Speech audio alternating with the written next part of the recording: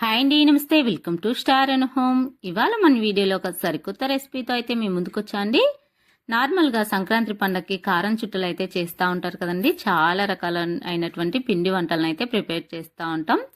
అలాంటి వాటిల్లో ఒకటైన జొన్న పిండితో హెల్దీగా కారం చుట్టలను ఎలా ప్రిపేర్ చేసుకోవాలో ఈ వీడియోలో అయితే చూసేద్దామండి.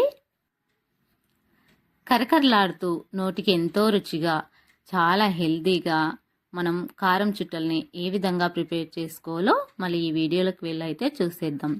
మరి వీడియోకి వెళ్ళి చూసే ముందు అయితే ఒక చిన్న రిక్వెస్ట్ అండి. వీడియోకి నచ్చినట్లయితే వీడియోకి అయితే ఒక లైక్ అయితే ఇవ్వండి ఫ్రెండ్స్. ఇలా మనం చాలా క్రిస్పీగా జొన్న పిండితో చాలా హెల్దీగా కారం చుట్టల్ని ఈ విధంగా అయితే ప్రిపేర్ చేసుకోండి. ముందుగా అయితే ఒక పెద్ద బేసన్ అయితే లేదా ఒక ప్లేట్ని పెద్ద ప్లేట్ని అయితే తీసుకోవాలి. అందులోకి ఒక జల్లెర్ని అయితే తీసుకోవాలండి. ఇప్పుడు ఒక కప్పు మెజర్మెంట్తో 3 కప్పుల దాకా మిల్లులో ఆడిచ్చిన జొన్న పిండిని అయితే నేను ఇక్కడ తీసుకుంటున్నానండి. మీకు ఒకవేళ ప్యాకెట్ పిండి అయినా పర్లేదండి, పచ్చజొన్న పిండి అయినా పర్లేదు, తెల్ల జొన్న పిండి అయినా పర్లేదు, ఏ పిండినైనా జొన్న పిండిని 3 కప్పుల దాకా తీసుకోవాలి. గ్లాస్ కానీ ఏదైనా కప్పుతో కానీ 3 గ్లాసుల జొన్న పిండిని అయితే ముందుగా తీసుకోవాలి. ఇప్పుడు మనం 1 కప్పు దాకా ఇక్కడ బియ్య పిండి అయితే తీసుకోవాలండి. వరి పిండి అంటారు, బియ్య పిండి అంటారు. ఇది కూడా నేను మిల్లులో ఆడించినదేనండి. ఇంకా మనం నార్మల్గా తల్లులం అయితే సంక్రాంతి హాలిడేస్కి పిల్లలు వస్తారని చెప్పేసి పిండి మామూలుగా బియ్య పిండిని అయితే బాక్స్లో అయితే పట్టించి మిల్లు ఆడించి అయితే స్టోర్ చేసుకుంటాం కదండి. అలా 3 కప్పుల జొన్నపిండి 1 కప్పు బియ్య పిండి తీసుకొని రెండింటిని బాగా కలిపి పక్కన ఉంచుకోవాలి. ఇప్పుడు ఒక మిక్సీ జార్ తీసుకోవాలి. అందులోకి పచ్చి కొబ్బరి ముక్కలను అయితే తీసుకోవాలండి. ఇదే అండి సీక్రెట్. ఇక్కడ మనం బియ్య పిండిలో ఈ పచ్చి కొబ్బరి తురుము వేయడం వల్ల చాలా అంటే చాలా రుచిగా ఉంటాయి. ఎక్కువ ఆయిల్ కూడా పీల్చుకోండి. చాలా చాలా బాగుంటాయండి. టేస్ట్ విషయానికి వస్తే ఇంకా నెక్స్ట్ లెవెల్లో ఉంటాయి. ఎప్పుడైనా పచ్చి కొబ్బరి మిగిలినప్పుడు మీరు ఇలానే చేయాలి అనుకుంటారండి, అంత బాగుంటాయి. కొద్దిగా నీళ్ళు వేసి వీలైనంత మెత్తగా అయితే ఇక్కడ పచ్చి కొబ్బరి మిశ్రమాన్ని అయితే రెడీ చేసి పెట్టుకోవాలి. ఇప్పుడు ముందుగా పక్కన ఉంచుకున్న జొన్నపిండి వరి పిండిలోకి అయితే ఈ పచ్చి కొబ్బరి తురుమును అయితే వేసేసి మొత్తం అంతా మిక్స్ అయ్యేలాగా మిక్స్ చేసుకోవాలి. అలానే 1/2 టేబుల్ స్పూన్ దాకా మామూలుగా జీలకర్ర లేదా వాము వేసుకోండి. మీకు ఏ ఫ్లేవర్ నచ్చితే ఆ ఫ్లేవర్ని వేసుకోండి. అలానే రుచికి సరిపడా ఉప్పు వేసుకోవాలి. 1/2 టేబుల్ స్పూన్ దాకా పసుపు వేసుకోవాలి. ఇంకా 1 టేబుల్ స్పూన్ దాకా కారం వేసుకోవాలి. మీ టేస్ట్కి తగ్గట్టు వీటన్నిటిని బ్యాలెన్స్ చేసుకోవాలి. 2 టేబుల్ స్పూన్ల వరకు ఉన్నట్లయితే నువ్వులను కూడా యాడ్ చేసుకోండి. టేస్ట్ అయితే చాలా చాలా బాగుంటుంది. ఇక్కడ నా దగ్గర లేవని చెప్పేసి స్కిప్ చేస్తున్నాను. అలానే 4 కప్పుల పిండికి వచ్చేసి 4 టేబుల్ స్పూన్ దాకా వేడి వేడి ఆయిల్ని అయితే వేసుకోవాలి. మంచిగా ఈ పిండిలో ఇవన్నీ బాగా కలిసేలాగైతే కలుపుకోవాలి. ఇలా కలుపుకున్న తర్వాత మనం ఇప్పుడు వేడి వేడి నీళ్ళనైతే కొద్దిగా వేసుకుంటూ మనకు అచ్చంగా రోటీ పిండిని ఏ విధంగా ప్రిపేర్ చేసుకుంటామో అదే విధంగా మనం ఈ పిండిని వచ్చేసి ప్రిపేర్ చేసుకోవాలి. మనం చేయి పెట్టినైతే చేయి అయితే కాలుతుందండి, అందుకని చెప్పేసి గెట్టెతో అయితే ఇలా చక్కగా కలుపుకోవాలి. ఇలా మనం గెట్టెకున్న పిండిని కూడా తీసి ఇప్పుడు కొద్దిగా చల్లారిన తర్వాత మనం చక్కగా కొద్దిగా నీళ్ళు వేసుకుంటూ అచ్చం రోటీ పిండి ఏ విధంగా కలుపుకుంటామో అంతకంటే కొద్దిగా సాఫ్ట్గా కలుపుకోవాలి. ఇలా వీడియోలో చూపిస్తున్న విధంగా ఇలా మొత్తం అంతా పిండిని కూడా మంచిగా ఒక 2 నిమిషాలు కలిపి పక్కన ఉంచుకోవాలి. ఈ పిండిలో కొద్దిగా తీసి ఈ పిండి ఆరిపోయినట్లుగా ఒక క్లాత్ లేదా ఒక బౌల్ని అయితే ముచ్చి పక్కన ఉంచుకోవాలి. ఇప్పుడు మనం మిషన్ని తీసుకొని మిషన్కి అయితే కొద్దిగా ఆయిల్ని అయితే అప్లై చేసుకోవాలి. ఇలా అప్లై చేయడం వల్ల మనకైతే ఎక్కువ పిండి అయితే జంతికలు వస్తే గొట్టంకైతే అతుక్కోదండి. ఇప్పుడు మనం చక్కగా మంచిగా ఆయిల్ అయితే హీట్ చేసుకోవాలి.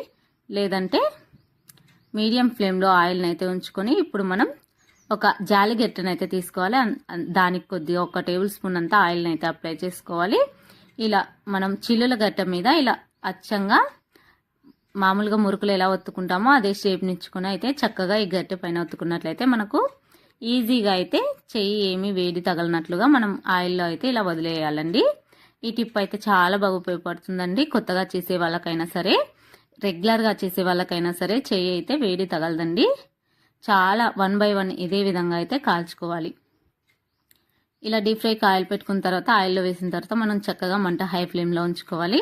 ఇలా ఈ బుడగలన్నీ రావడం తగ్గిన తర్వాత మనకు చక్కగా జంతికలు అయితే వేగిపోయినట్లండి. ఇలా మనం ఇలా గరిటె పైన కాకుండా మనం డైరెక్ట్గా ఆయిల్లో కూడా వదిలేయచ్చండి. అలా డైరెక్ట్గా ఆయిల్లో వేసినట్లయితే జంతిక మనకు చేతికైతే కంపల్సరిగా ఆవిరైతే వేడైతే తగులుతుందండి. కాబట్టి ఇలా ఒకసారి ట్రై చేయండి, చాలా బాగుంటుంది. ఇప్పుడు అది కూడా చూపిస్తారండి. రెగ్యులర్గా జంతికలు చేసే వాళ్ళైతే డైరెక్ట్గా ఆయిల్లో అయితే వదులుతారండి. వదిలే ముందు అయితే చేతులు కొద్దిగా పైన పెట్టుకొని మంచిగా జాగ్రత్తగా అయితే వదలాలండి. చూపిస్తాను చూడండి. చేతులు కిందికి పెట్టినట్లయితే మంచిగా షెక అయితే తగులుతుందండి. అందుకే చేతులు కొద్దిగా పైకి పెట్టుకోవాలి. ఇలా మనం డైరెక్ట్గా ఆయిల్లో కూడా వేసుకోవచ్చు. ఇలా 1 బై 1 జంతికలన్నీ కూడా ఇదే విధంగా అయితే మనం ప్రిపేర్ చేసుకోవాలండి. ఇలా మా పిల్లలైతే ఇంట్లో వీటిని చాలా అంటే చాలా ఇష్టంగా తింటారండి. సాయంత్రం స్నాక్ లాగా తింటారండి. అలానే పప్పు అన్నంలోకి సైడ్ డిష్గా కూడా చాలా చాలా బాగుంటాయండి. తప్పకుండా మీరు కూడా ఇలా ఒకసారి హెల్దీగా జొన్న పిండితో ప్రిపేర్ చేసుకోండి.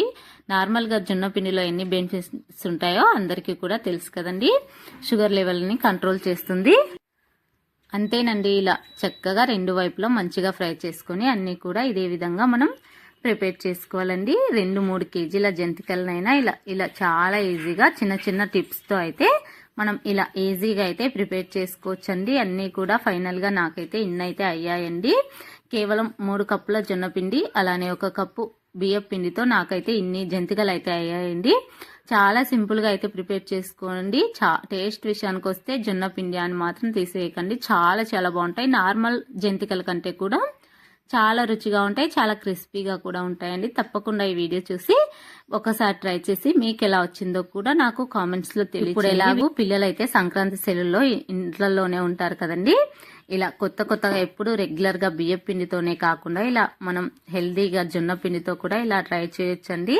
తప్పకుండా ట్రై చేయాలండి. వీడియో చూసిన వాళ్ళు మాత్రం నేను చెప్పిన కొలతలతో పక్కాగా ట్రై చేసి మీకు ఎలా వచ్చిందో కూడా కామెంట్స్లో తెలియజేస్తారు కదండి. మీకు తెలియచేసి మీకు ఇంకా ఏమేమి వంటకాలు కావాలో కూడా కామెంట్స్లో తెలియచేయండి. నేను కంపల్సరీ ట్రై చేసి మీకోసం వీడియో అయితే పోస్ట్ చేస్తానండి.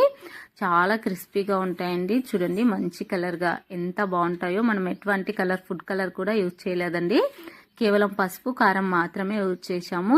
చాలా క్రిస్పీగా చాలా టేస్టీగా ఉంటాయండి.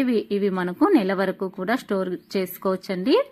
మనం వీటిని పూర్తిగా చల్లారిపోయిన తర్వాత మనం ఒక గాజు సీసాలో కానీ స్టీల్ డబ్బాలో కానీ స్టోర్ చేసుకున్నట్లయితే మనకు నెల రోజుల వరకు కూడా చాలా ఫ్రెష్గా మంచి క్రిస్పీగా అయితే ఉంటాయండి. చూడండి ఇంతేనండి ఈ వీడియో అయితే. మరొక సరికొత్త వీడియోతో అయితే ముందుకు వస్తాను. వీడియో నచ్చినట్లయితే లైక్ చేయండి. మన ఛానల్ని ఫస్ట్ టైం చూస్తున్నట్లయితే సబ్స్క్రైబ్ చేసి సపోర్ట్ చేయండి. Thanks for watching.